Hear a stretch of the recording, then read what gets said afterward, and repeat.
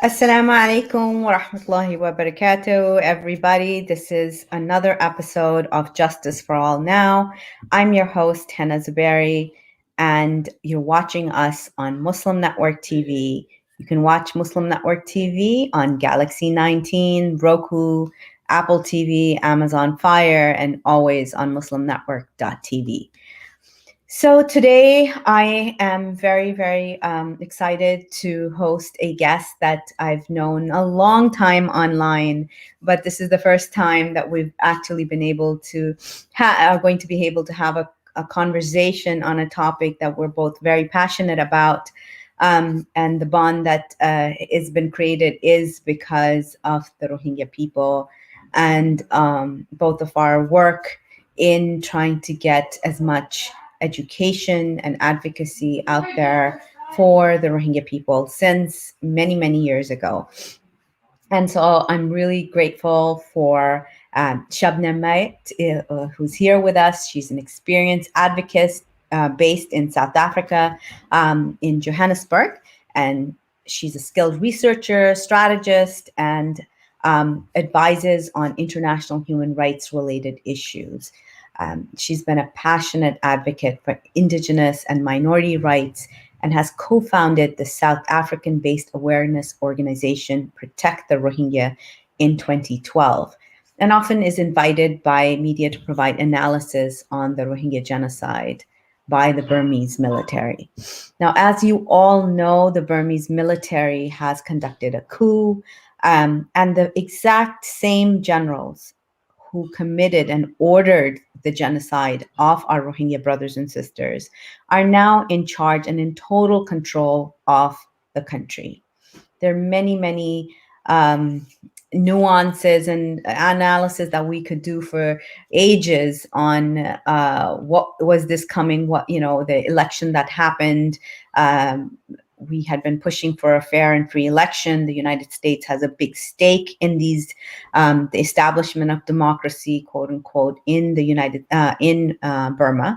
And a lot of people do ask us this question too: why do we insist on calling it Burma when the rest of the world has moved on and calls it Myanmar? So first thing first, the Rohingya people call it Burma. They do not accept the terminology Myanmar because they believe that's a military imposed term. It essentially means the same thing. And also the United States government has also not officially accepted that terminology. And the US government still in its papers calls it Burma. So welcome, Shabnam. Thank you so much for being here. And so I wanted to force the audience to know more about your work with Protect Rohingya. When did you all start, and what has the journey been like? And then we'll get into a discussion of what is happening here in the United States and in South Africa. Well, assalamu alaikum to you and to your audience. Thank you very much for that kind introduction and for having me on the show today. Protect the Rohingya began in 2012 as a response to us, watching the news and seeing that this group was being persecuted and we had never even heard their name before. So a group of friends decided we're going to start with an online presence, and from there slowly we began to host Rohingya brothers coming into the country on tours and screenings. And we have something that's been running since 2013, and it's a social media campaign called #BlackForRohingya. And every year on 13th of June, we ask people to come out, wear black for Rohingya, put a message on social media. And alhamdulillah, as the years have gone, the campaign has really grown.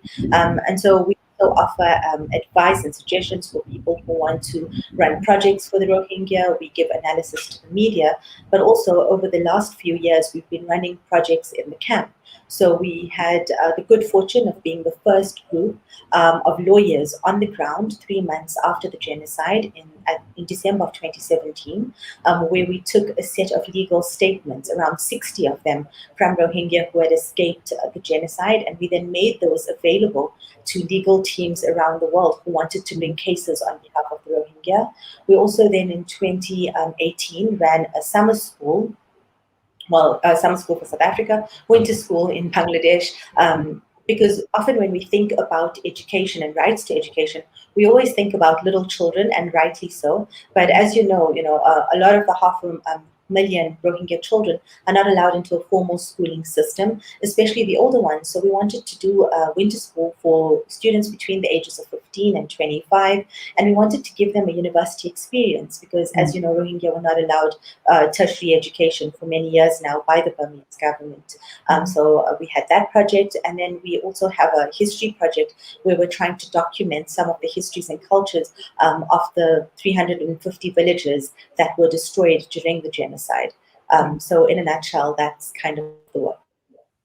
And where is this? And of course, on social media. And where is this history project being archived? Does the public have access to it? So at the moment, we're just collating it because, of course, as you know, Rohingya is not really a written script, right? And so what we've done is you have to then take the interviews in an oral history manner. And so we have young volunteers in camp who then go to the elders from various villages. Of course, a lot of the elders have been killed, and they document. They ask them a set of questions that we've worked on, and then they document the answers to those and then translate them into English. And inshallah, by the middle of this year, we want to put it up online and make it available so that Rohingya from all over the world can add information about their villages. And so future generations of Rohingya, even though those 350 villages were destroyed, some of them have 600-year-old masjids in them, they'll be able to know where they came from and what were the stories of their villages and the well-known people of their villages and the songs and the stories their grandparents told in those villages, inshallah. And that's so important because, as you know, the United Nations current map does not include Rohingya village names on it. And this is something that, we've advocated for that push, and it's terrible. It's a terrible. So if they even were repatriated, where would they go back to? Those village names have been erased and bulldozed. So this is something of a real concern, and this is something that Jewish survivors tell other genocide survivors, is that document everything, because the part of genocide is that erasure of a people's history, their language, their culture, their food. I was actually telling the young woman from Malaysia who's just now come. She's a Rohingya activist, and she's now settled in Texas. And her name is totally slipping my mind right now. And so that she needs to start documenting recipes of Rohingya recipes. And so it might be Sharifa Shakira. Sharifa, yes. Alhamdulillah. So the other day she posted a TikTok video of how she was making a Rohingya dish, and it's so that it's so important. So what was the response of the South African government? Have you all done advocacy on your own government, and what has been their role in genocide determination or any sort of action since 2012? If you could walk us through that. So unfortunately, South Africa initially responded very slowly and poorly to the Rohingya situation. Some analysts say this is because we're part of an emerging economy bloc called the BRICS, where we are part of it with China and Russia and India and Brazil. Although there were some statements put out during the genocide, we're now also a signatory to an Asian cooperation agreement. Perhaps South Africa will start, using some power to make some headway there. And recently, initially, South Africa voted very poorly on Rohingya issues at the United Nations, but then last year began to vote for human rights in a much more positive way. So, inshallah, of course, we hope for change, but to date, the South African government has not had a great reaction on the subject. So what about after the coup, even after, because democracy sometimes gets people more fired up than a genocide, unfortunately, as we can see right now. What has been the reaction of the South African government? Well, at the moment, a lot of the news is around vaccines and the arrival of vaccines and how vaccines will be rolled out. But we hope in the coming days that there will be something. But I'll keep you informed as soon as we know. Okay. in other parts of Africa, where have you seen a positive response to the Rohingya people, aside from the amazing country of Gambia, who has taken the case to the ICJ? What else can you share from that part of the world? Well, I guess Muslim countries have made statements in the past, but of course, no one has done anything anywhere near Gambia. And of course, we are so proud that Gambia is an African country bringing this matter to the ICJ. It's incredible. And of course, the Attorney General, Mr. Tambadou, has really been a hero for all of us and made us really proud as Africans. Yes, and that's something that we wanted to share, was that he has been, we made several efforts on this, and he's being nominated for the Nobel Peace Prize.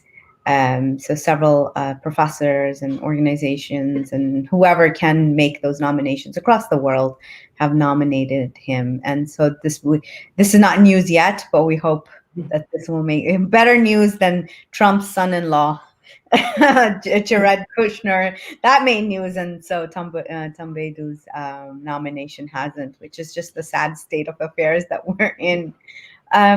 So from our end, I'd like to share with our audience and with you, Shabnam, as well, that today the Biden administration launched a new sanctions regime in response to the Burmese military coup. Now, sanctions is something that we've been pushing for, especially as the Burma Task Force, for the past since 2012, and since in 2016, when Obama lifted those sanctions in order to ease the way for Aung San Suu Kyi. We decried that as a humongous mistake, and what has happened right now is pathetic. It is pathetic. And we absolutely believe the way the US government treated Burma and the military there, and the lifting of the sanctions and trusting them to take measures that they should not have been trusted with. People have to understand this is not a regular military. This is one of the only militaries in the world that can fund themselves. They're not funded by the civilian government. Majority of the businesses in the region are owned by this military. And so if you'd like to comment on that, and then I'll go on with what the Treasury has put out. So, of course, the military conglomerates have amassed a fortune, and they have their hand in everything from gems to communication to cellular networks to infrastructure, real estate. And so the one way is definitely targeted sanctions of the military, because over the years, more than 50 years that they were in control of the country, they amassed a huge amount of assets. And I mean, just today, the US said that they have an estimated $1 billion worth of assets sitting in the US. And that's just one country, not even, their own country. And so definitely targeted sanctions is the way to go. And also, it's very important to ask, when you're sending aid to Myanmar, where is that aid going? Because a week before this coup, or just a few days before this coup, around $350 million was made available by the IMF for COVID relief to the Burmese military unconditionally. And it was a very quick handover. It didn't even come in bits and pieces. And I think, if I'm not mistaken, around a large amount of that, a large percent of that was, money that the US gives to the IMF. So it's very important to always follow the money trail and ask, where's this money coming from? Because what you're doing when you're training the military, when you're buying, when you're buying arms, and when you're giving money to aid in the country, is you're literally rewarding the military for bad behavior. Exactly, and this is this is where we're getting a lot of pushback from, especially a lot of allies on the left, on what sanctions mean. And sanctions here mean very different from what sanctions mean in other countries, because of what exactly what you said, the force of the military and the influence that they have in that society, that no one can do business unless they're doing business with the military. So it really has to their sources of income really have to be impacted. Especially, okay, let's take a look at what the Biden administration is saying in response. So giving just a little bit of background for those of you who might be tuning in right now and may not know what is going on in Burma. On February 1st, the Burmese military overthrew the country's democratically elected government in a coup, detaining civil leaders, imposing a nationwide internet shutdown, and blocking access to social media sites. They took control of the reins of the government. This takeover removed the state councillor Aung San Suu Kyi, which she had turned her backs on the minorities of her country and especially the Rohingya. She went into ICJ, the International Court of Justice, and defended her government. And now then defended the military, and now the same military has turned their back on her and has put her in detainment.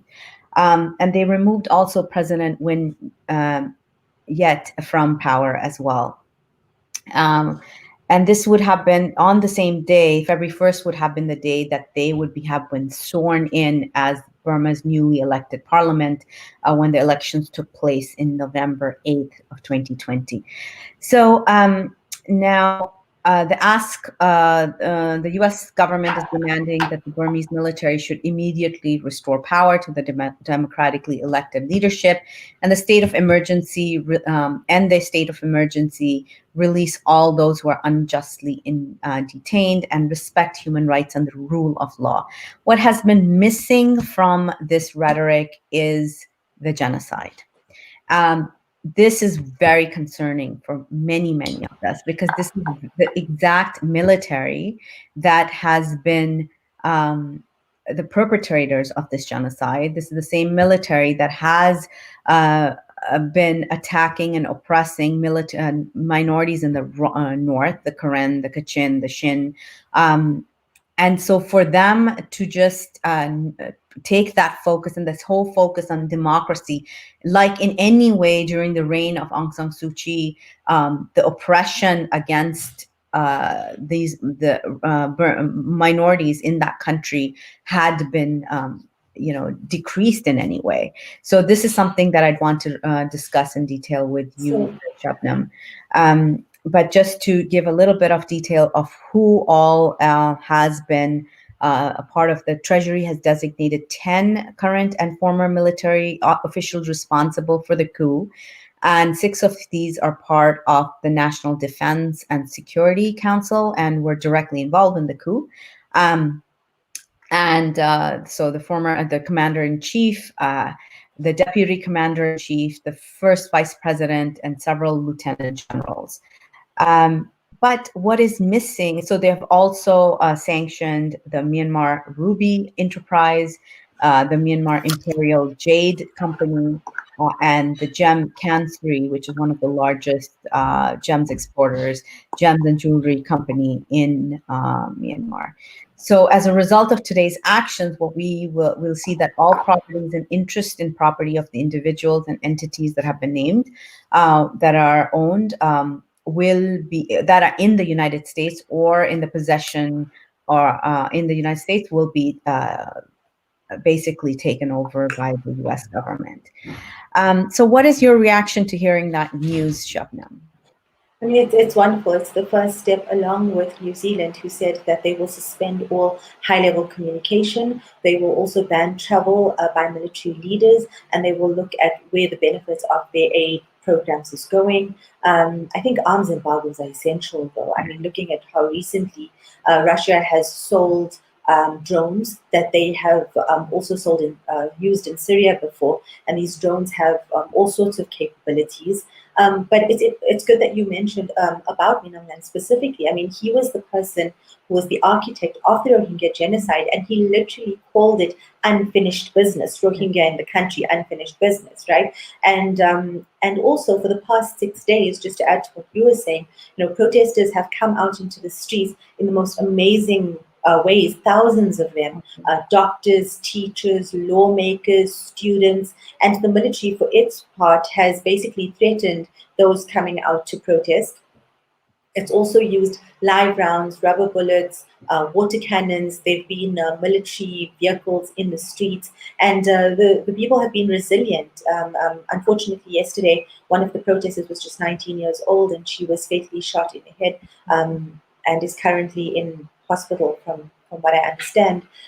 So it's really amazing for people who had, been through two military coups that were extremely brutal and repressive. I suppose they know what happened to their country. Political prisoners had really long sentences. The internet's been out, radio's been out, TV's been out for a while. It seems that citizens are using VPNs, SMS groups, calls every hour to various townships. More than 90 townships were protesting. The interesting thing, though, is that Rohingya, who have always been despised by the rest of the country, have been standing in solidarity and have been sending out beautiful messages of support and photos holding up the three fingers, the sign that the Thai protesters used, also the sign, as I understand it, I've never watched the movie, but from the Hunger Games series. So it's also heartening to see the people coming out into the streets like that.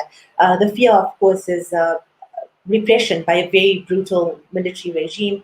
And I think that's why it's so important for all of us outside the country to support them, and to amplify their voices, because you never know when the military's crackdown will turn bloody. It has in the past, in 1988 and 2007.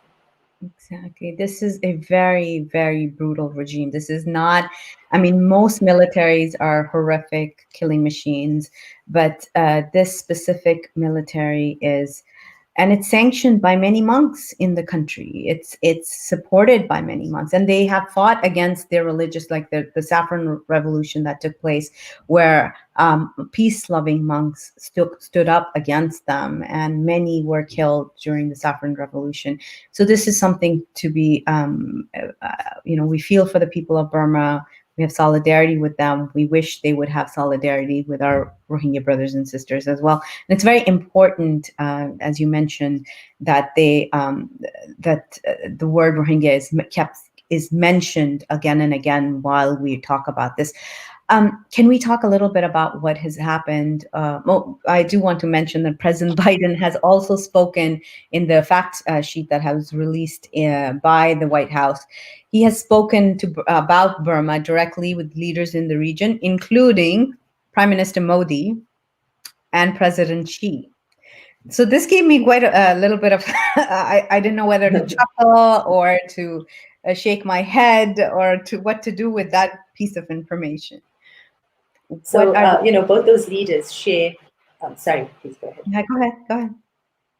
So both of those leaders share over 1,000-kilometer border with Myanmar, and both of them, President Modi occupying and oppressing Kashmiris in the most violent, brutal ways, and of course the Uyghur re-education camps, being run in China, and the horrible human rights violations that we're hearing about there. Fine company to speak about the situation in Myanmar, of course.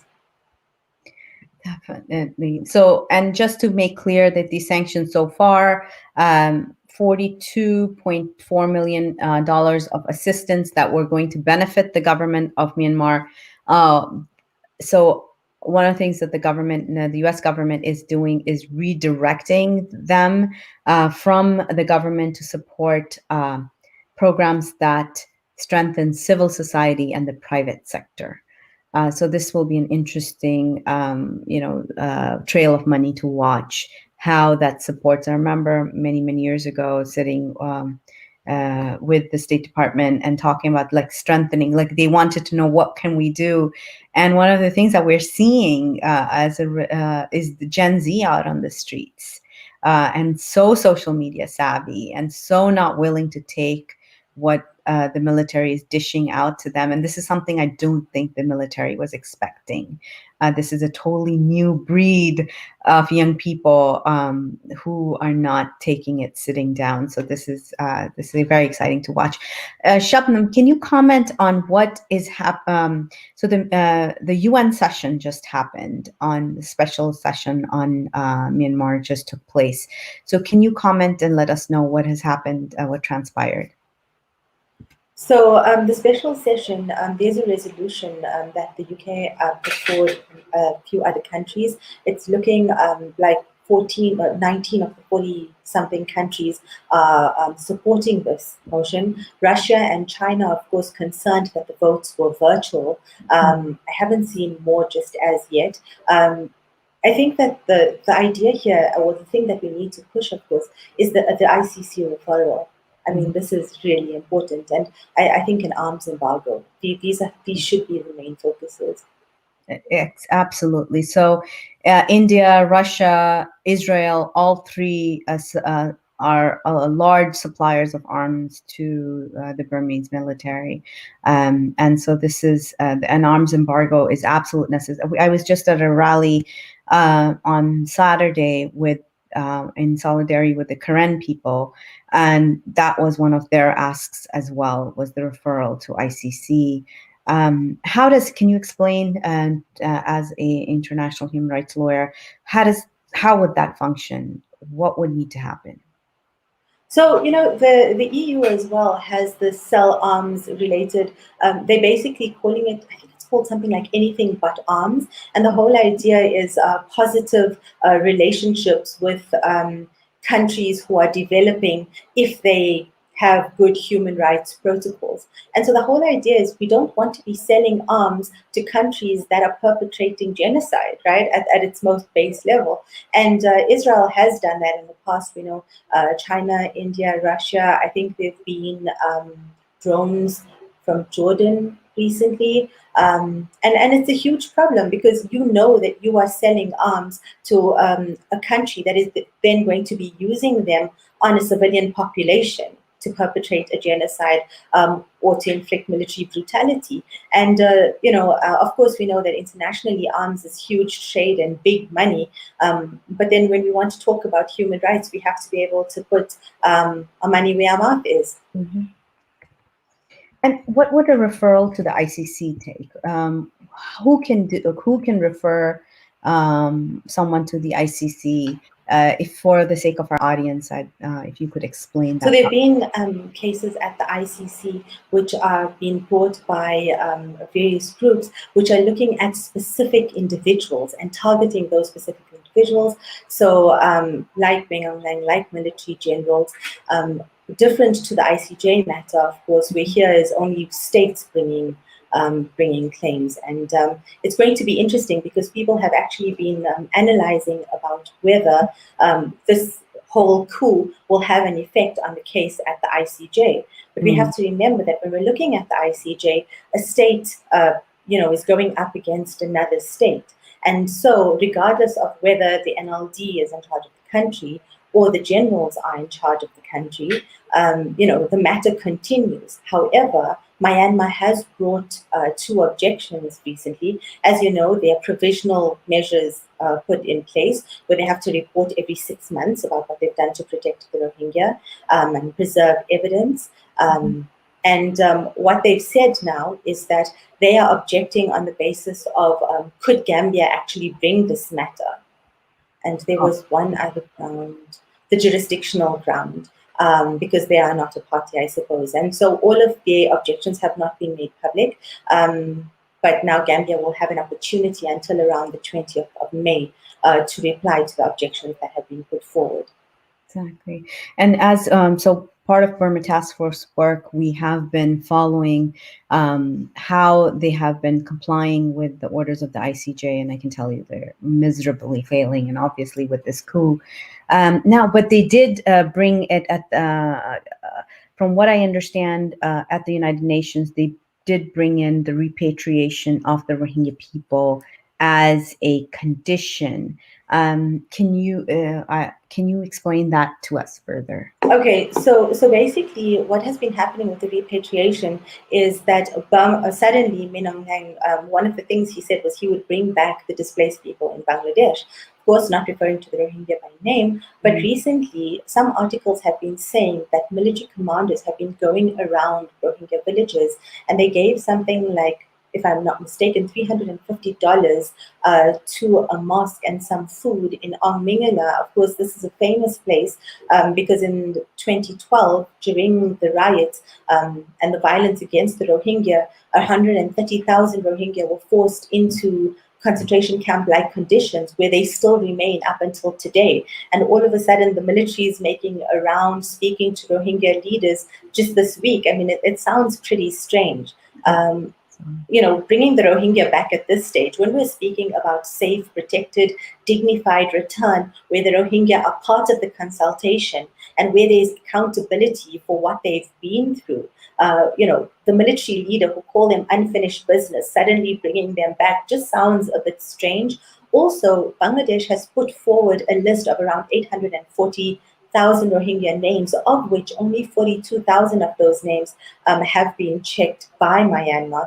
And the idea of returning them to their own villages is not exactly possible because around 350 of those have been totally wiped off the face of the earth. So I don't think that bringing the Rohingya back into this, when the 600,000 Rohingya who live in Rakhine State live under the most dire conditions. 130,000 of them live in concentration camps. They need government permission to marry. They can't go to school. They can't own land. They cannot travel. And a lot of people don't understand this. The same way we speak about Palestine and checkpoints. There are checkpoints in Rakhine State around Rohingya areas, and they need permission just to travel to the next area. And so many of them, have been arrested and charged for traveling within their own country without the documentation they're supposed to have. They don't even know what that documentation probably is.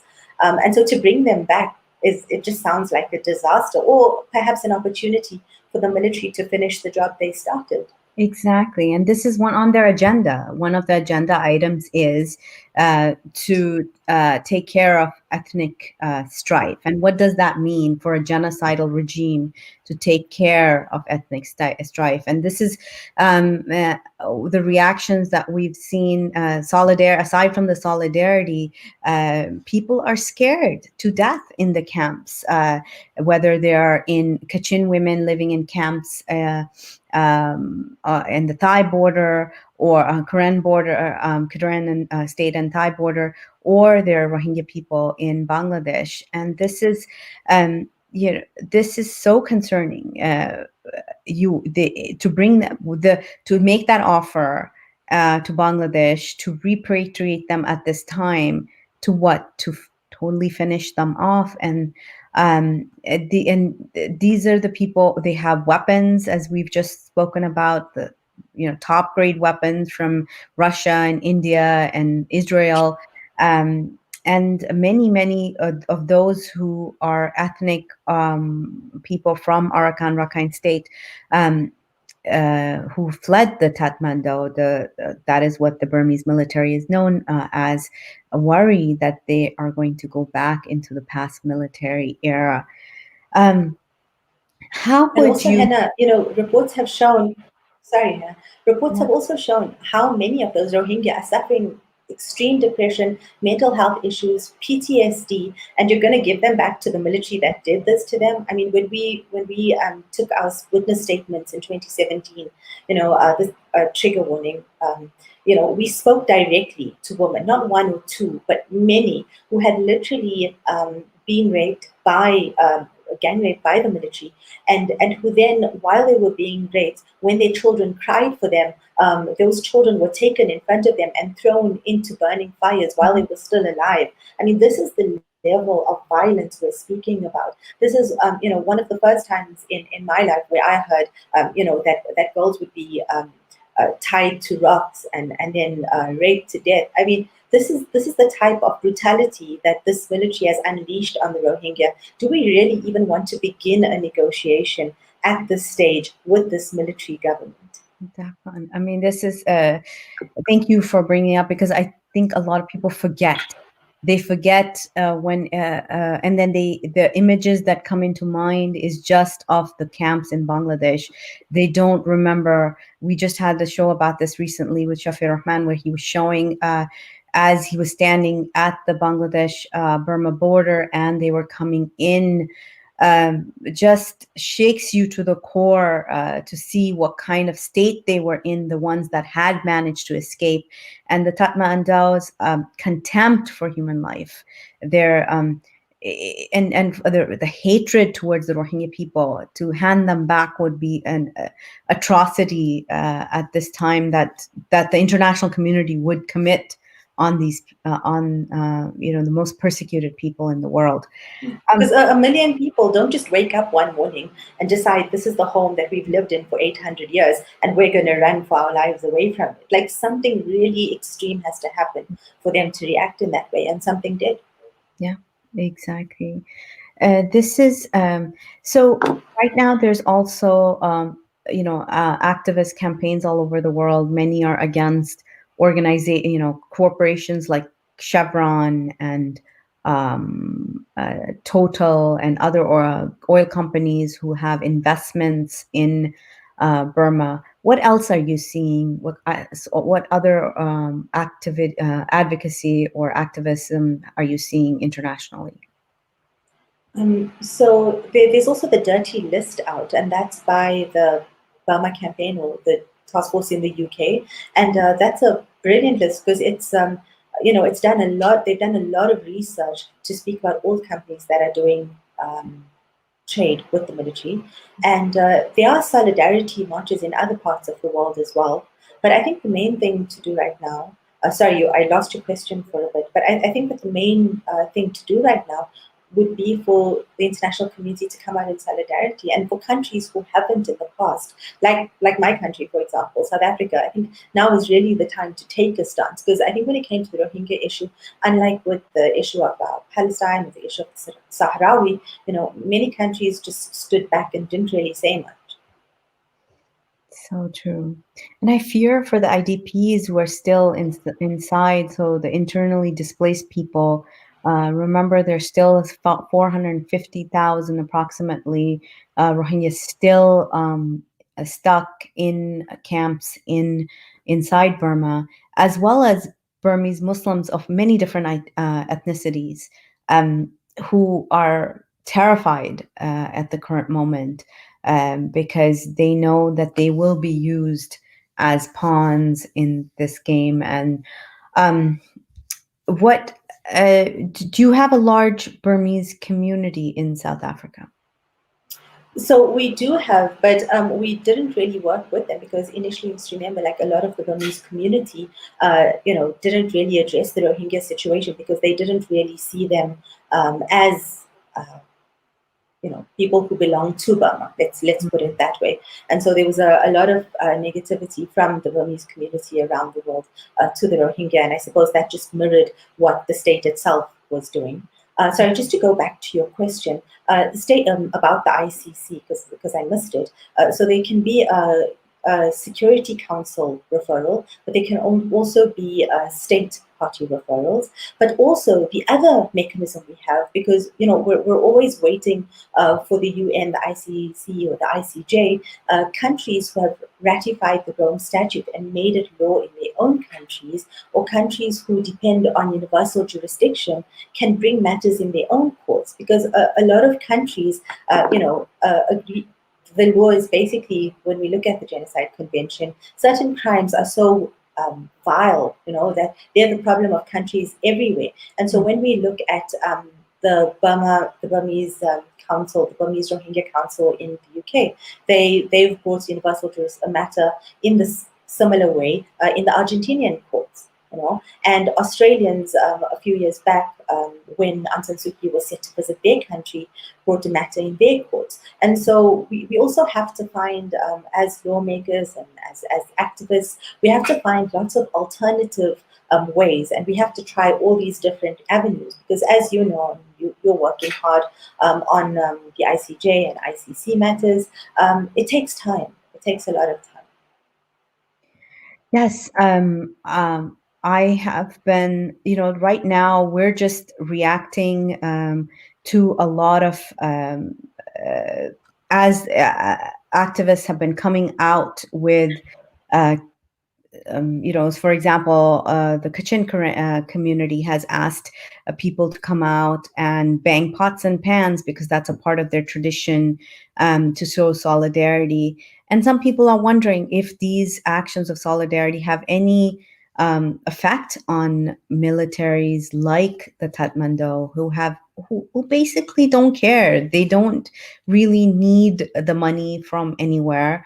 They have strong partners like China to support them. They've grown their ties with China in many, many ways. And ASEAN countries around have also been sort of meh about what they have done, even post the genocide.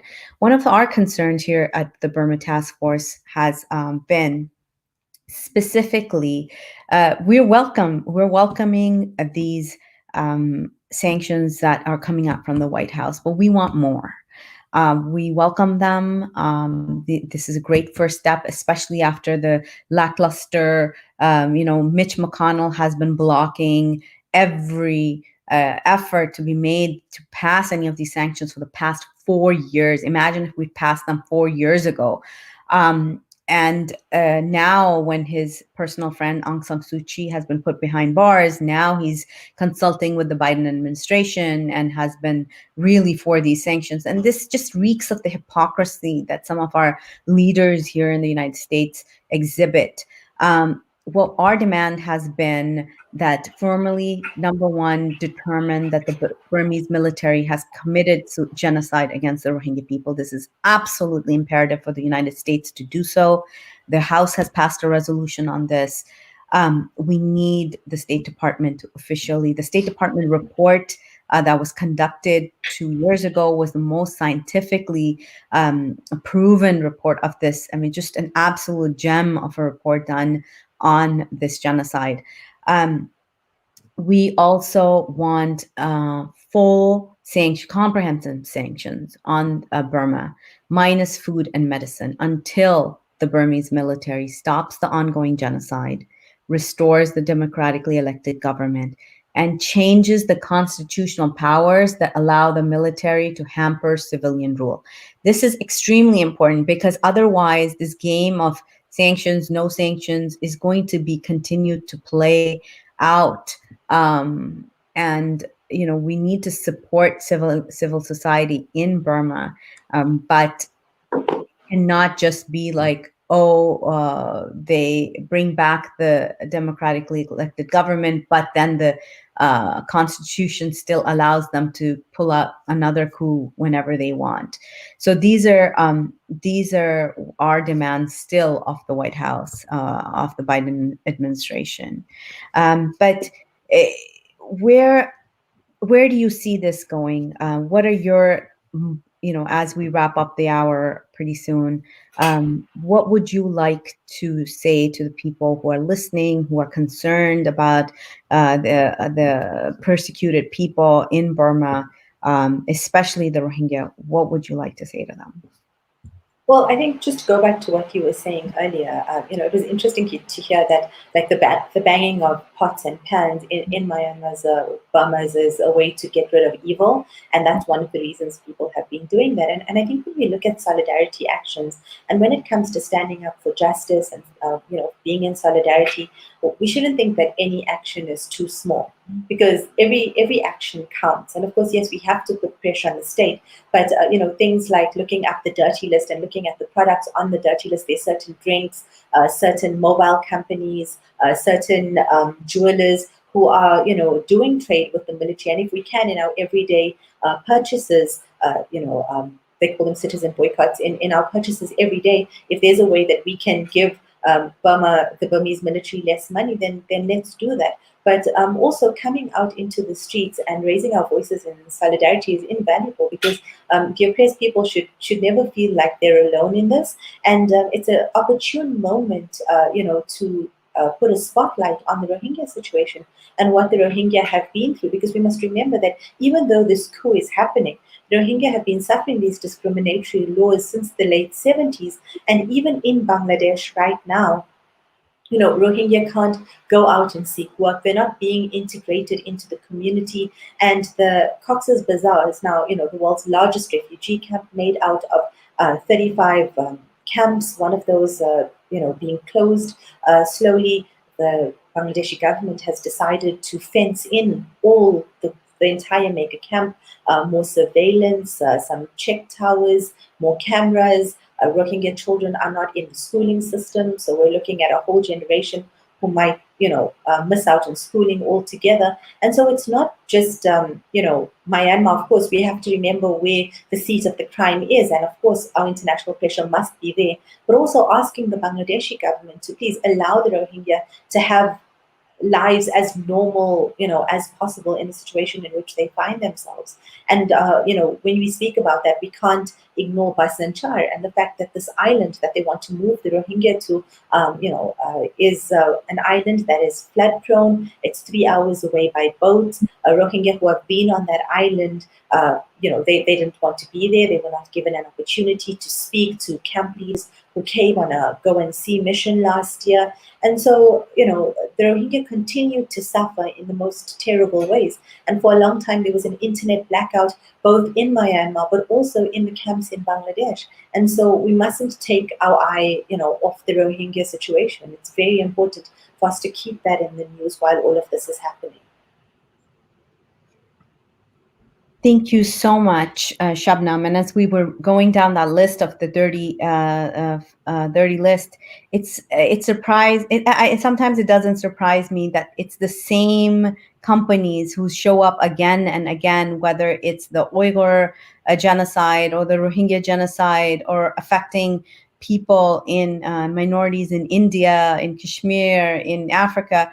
The Palestinians, Facebook, Apple, just for Americans who are watching Cloudflare, Flare. These are American companies that are complicit, and so for us to just simply look away and not hold our own companies responsible, and to not make sure that they are not, we keep buying from them, and so we're part of this horrific genocide when we really take a deep look at it. So at the least that you can do, please call, if you're here in the United States, please call Congress. Let them know what you feel about these sanctions. And the fact that the genocide still has not been declared. We're sharing with you in comments the way how you can take action. Just 3 minutes it takes to make that call to your local state senator, to your local senators, to your congresspeople, and let them know that you want these sanctions to be carried on until these three and until the genocide is being declared and stopped. Yes, go ahead. And if there's one thing, if you find yourself saying, well, what can I do? They're so far away, what is it for me to do? I'm sitting all the way over here. Then the one thing that you can do is firstly educate yourself. And then we ask you to just tell one or two other people about the Rohingya, because it's still surprising how many people are not aware. And one of the things we've tried to do as at Protect the Rohingya, over the past 8 years, is that on our Twitter and on our Facebook, every week we update constantly with the news about the Rohingya and about the situation. And so if you don't know where else to look, start there. But of course, I'm sure on your website as well, the Burma Task Force, you have the same. And so just learn about the situation first, and then we ask you to just tell one other person. Exactly. Sometimes we don't realize just just sitting down with somebody and letting them know what is going on. I mean, this is because just getting people. I remember the time where it was so hard for just people to pronounce the word Rohingya and to say it, and it took work, and it takes work, but still our work isn't done. There's so many who still do not know, are very, very illiterate about, because it seems so foreign, right? Like, who who are they? What can you do for them? So on your screen right now, you'll be seeing action alerts that you can do, that just to call Congress to pass these sanctions. So many people have called already, but we need to keep calling. And it just takes 2 seconds to put in your name and your phone number and to make the call. In the same way, you can send emails. You can email President Biden and ask him to increase the sanctions that are being put on. We do not feel like they're comprehensive enough. So we urge people to continue to take action and be a part of this movement to stop the genocide. Thank you so much, Shabnam, for being here and for your work. And really, while this entire thing was going on, we were too busy writing statements and, putting memos together and all of that. So I was so grateful for the Protect the Rohingya Twitter handle, because it was keeping me, I was like, okay, I can depend on them to keep me updated when I'm too busy to be on Twitter. But thank you so much for it's like education, awareness, and then actually doing the work on the ground. We look forward to seeing the compilation of the history, the Rohingya histories of the villages. Please let us know when it's ready. We'd love for you to come back on and show us the exhibit here on the show. So thank you so much for your time and your work. It's always a team effort. So, we always watch the work that you and your team are doing, and we're very thankful for everyone that's working on the Rohingya issue. So keep up the great work. Well, thank you all for being here and for your time. As always, keep attending our events. We have a fabulous lineup of an event on Saturday. The link will appear in comments and on the screen. This is the official launch of our Sri Lanka task force. We've been doing work behind the scenes for Sri Lanka for many years, but it is time that the Sri Lankan Muslims had their own task force where their concerns as a Muslim minority in Sri Lanka are highlighted and worked on a consistent basis. So please come and support us. Our team lead, Faris Hussain, who's a Sri Lankan American, will be moderating. We have Linda Sursor, as well as Shireen Sarur from Sri Lanka, human rights activist from Sri Lanka, who will be joining us, led by Imam Abdul Malik Mujahid, and the Minister of Parliament from Canada, Salma Zahid. So, oh yes, and I cannot forget Muslim Council of Britain's first woman president-elect, I believe she is. Really excited to host her on a Justice for All program.